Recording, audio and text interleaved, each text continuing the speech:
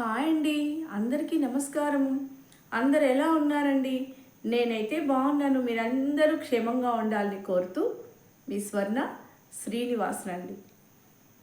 ఈరోజు వీడియో ఏమంటే, నేను ఇంతకుముందు ఒక వీడియో పెట్టాను కదండి. అమ్మవారి పువ్వులు కదులుతున్న అమ్మవారి పటానికి ఉండే పువ్వులు కదులుతున్నాయని, తర్వాత అమ్మ ముందర పెట్టిండే కుంకుమ బండిలో అమ్మవారికి పెట్టిన పువ్వులు పడ్డాయని ఇది పెట్టాను కదండి. ఆ వీడియో అయితే చాలా బాగా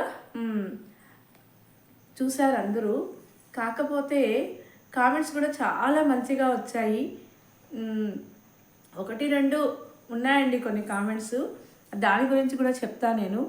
కానీ ఈ వీడియో పెట్టడము అనేది ఫస్ట్ వద్దనుకున్నానండి. ఇలా చాలాసార్లు జరిగింది నాకు, కానీ వద్దనే ఉన్నాను. కానీ ఎందుకో ఆ రోజు మాత్రము లేదు, నాకు ఒక్కదానికే కాదు అందరికీ చూపిస్తే అమ్మవారి మీద చాలామంది అమ్మవారు అంటే చాలా ఇష్టం కదండి. అందుకని అందరూ చూస్తారు, అలా అమ్మవారి కరుణ కూడా వాళ్ళ మీద కూడా కలగాలని ఈ వీడియో నేనైతే పెట్టానండి. ఇంట్లో అయితే మా ఆయన వద్దన్నారండి, వద్దు బ్యాడ్ కామెంట్స్ అలా వస్తా అంటే అసలు ఎందుకు, మన అమ్మవారు మన దగ్గర ఉంటే చాలు కదా అనేసి. కాకపోతే నేను అలా కాదండి, అందరూ చూడాలి. ఎందుకంటే అమ్మవారిని అందరికీ అమ్మ అంటే ఇష్టం కదండి. అమ్మవారు లక్ష్మీ మహాతల్లి అంటే అసలు అందరికీ ఇష్టమే. అందుకని అందరి మీద ఆమె కరుణ ఉండాలి అనేది నేను ఇదనమాట. అందుకనే నేను ఆ వీడియో పెట్టడము. నాకైతే చాలా బాగా ఆ వీడియో నచ్చింది, పెట్టాను. అందరూ చూశారు, అందరూ కూడా చాలా బాగా రెస్పాన్స్ వచ్చింది. అందరూ కూడా చాలా సంతోషపడ్డారండి. మేము కూడా చూసిన దానికి మేము కూడా ధన్యులమైనాము అనే కామెంట్స్ అయితే వచ్చాయి.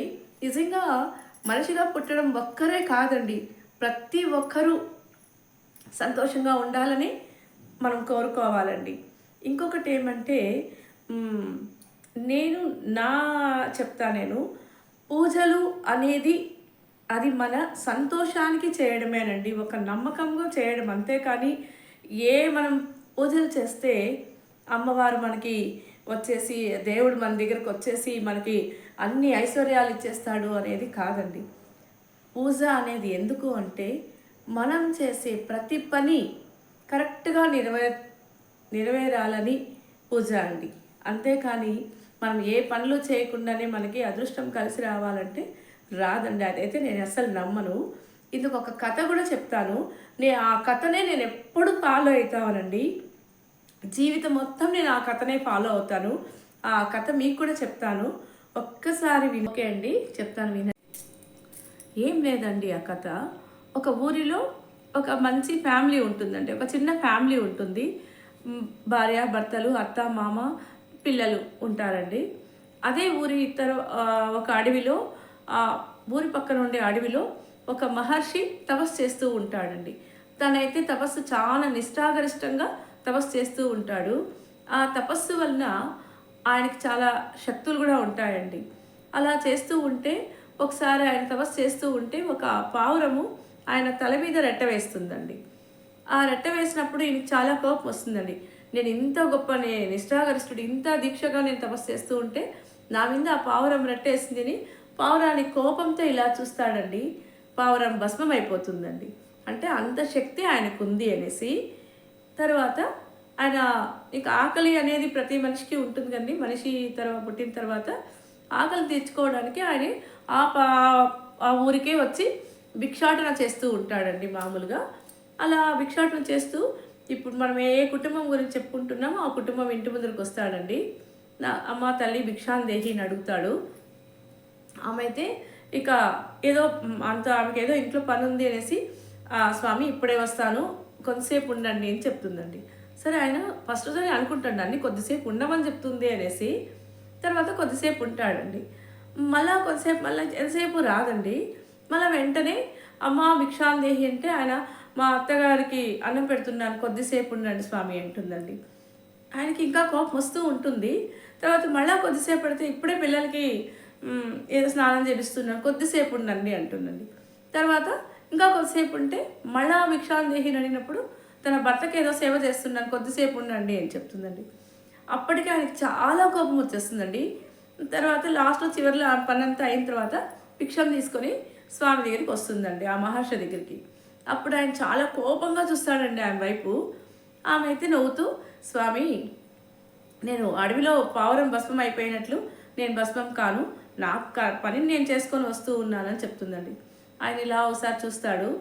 అప్పుడు ఆయనకు అర్థమవుతుందండి, ఎప్పుడు మనకి మన కర్తవ్యాన్ని, భగవంతుడు ఇచ్చిన కర్తవ్యాన్ని కరెక్ట్గా నిర్వర్తిస్తే ఆయన అంత చేసే తపస్సుగా ఉండే శక్తులు కూడా మనకు కూడా వస్తాయండి.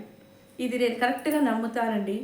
భగవంతుడు మనకి జన్మ ఇచ్చినాడు, దాంట్లో మనకి కర్తవ్యం ఏమి, మన బాధ్యత ఏమి, ఆ బాధ్యతని మనము కరెక్ట్గా నిర్వర్తించేకే ఈ పూజలండి.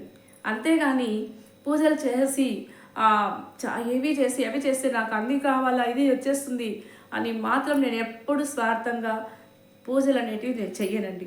నా అమ్మవారి పూజ అంటే, నాకు అమ్మవారు అంటే చాలా ఇష్టము. అసలు నన్ను ఈరోజు నేను ఈ స్థాయిలో ఉండడానికి కూడా అమ్మవారేనండి కారణము. నేను ఎప్పుడైనా నా గురించి కూడా ఒకసారి వీడియో చెప్పానండి. ఇదివరకు వైభవలక్ష్మి పూజ అలాంటి వాటిల్లో నేను చెప్పాను. అమ్మవారిని చాలా నమ్ముతానండి. నిజంగా మీకు నమ్ముతారో నమ్మరో తెలియదు, కానీ శ్రీ సూక్తం మొత్తం నేను చూడకుండా అమ్మవారిని శుక్రవారం నేను చదువుకుంటానండి అమ్మవారి దగ్గర. సో ఆ శ్రీ సూక్తమే నేను పాడుకుంటానండి.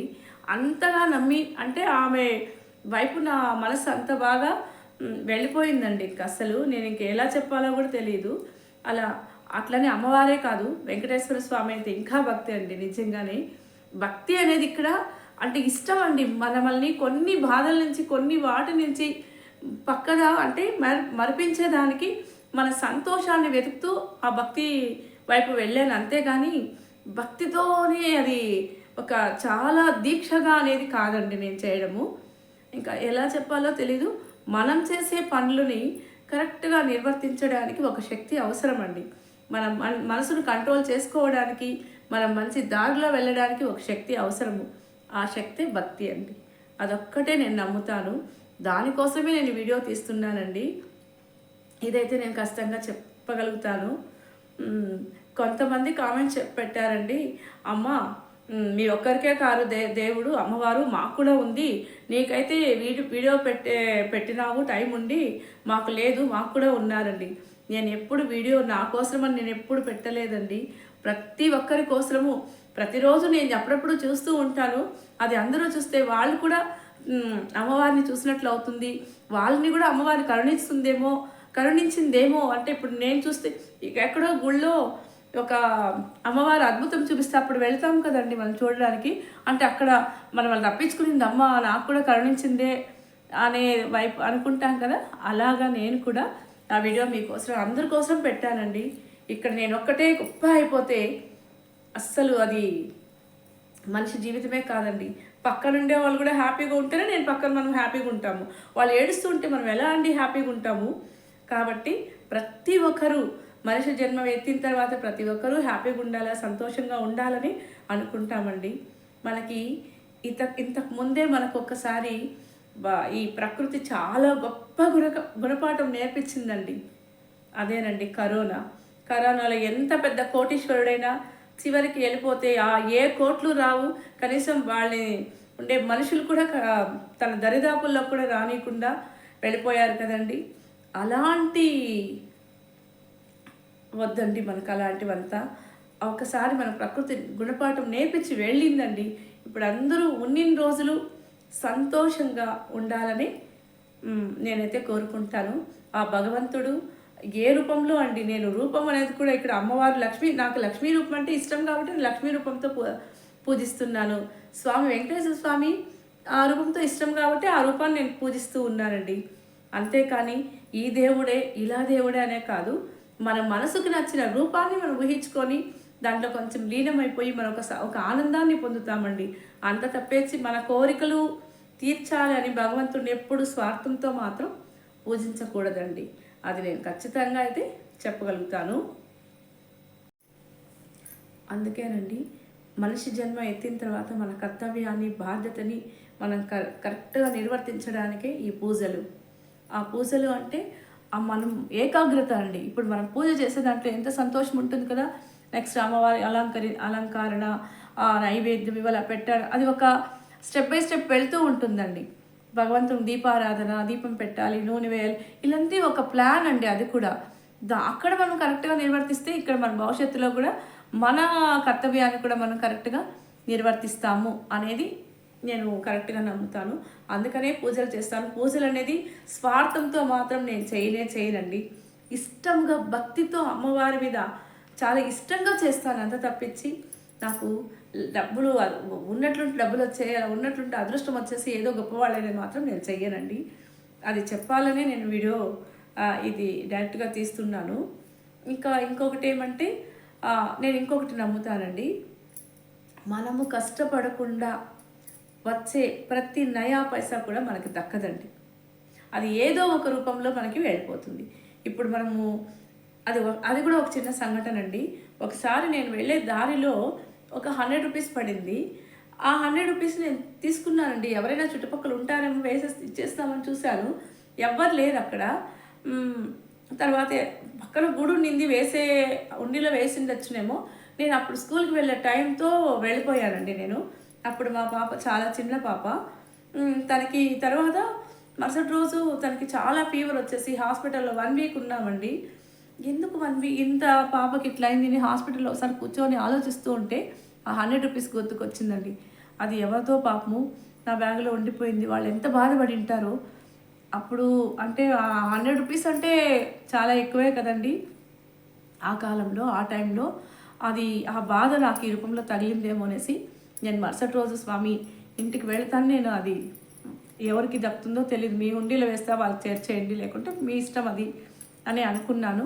తర్వాత నెక్స్ట్ డే పాపకు రీఛార్జ్ అయిపోయి ఇంటికి వెళ్ళిపోయి మళ్ళీ చాలా హ్యాపీగా అదేనండి లాస్ట్ మా పాపకి హాస్పిటల్కి తీసుకొని వెళ్ళడం అంతే. మళ్ళీ ఎప్పుడు కానీ ఇంతవరకు నేను హాస్పిటల్ అనేది చూసిండలేదు. తర్వాత 100 రూపీస్ కూడా వేసేసాను. అదేనండి. కాబట్టి ఎప్పుడు కానీ ఒక్కరి వస్తువు నాకు దక్కదు కాదండి, అసలు నాకు ఇష్టం ఉండదండి. ఎవరిదైనా మనం ఎప్పుడు భగవంతుడు మనకేమి ఇవ్వాల ఒకరికి పెట్టే స్థాయిలోనే ఉండాలి, కానీ ఒకరి నుంచి యాచించే స్థాయిలో మనకి ఇవ్వకూడదని ఆ భగవంతుని ప్రతిసారి నేను కోరుకుంటానండి. అదొకటే నేను చేసేది. ఇంకా వీడియో ఎలా ఉందో మీరు నచ్చితే ఇప్పుడు అడుగుతానండి, తప్పకుండా సబ్స్క్రైబ్ చేసి షేర్ చేసి కామెంట్స్ పెట్టండి. ఇప్పుడు కామెంట్స్ పెట్టండి, నాకు మంచి కామెంట్సే. ఎందుకంటే నా మనసులో మాట నేను ఇప్పుడు మీ ముందు చెప్పాను. నేను పూజలు ఎందుకు చేస్తున్నాను అనేది దానికోసం ఇప్పుడు చెప్పండి, నా కామెంట్స్ పెట్టండి. ఓకేనండి, ఉంటానండి. బాయ్ అండి.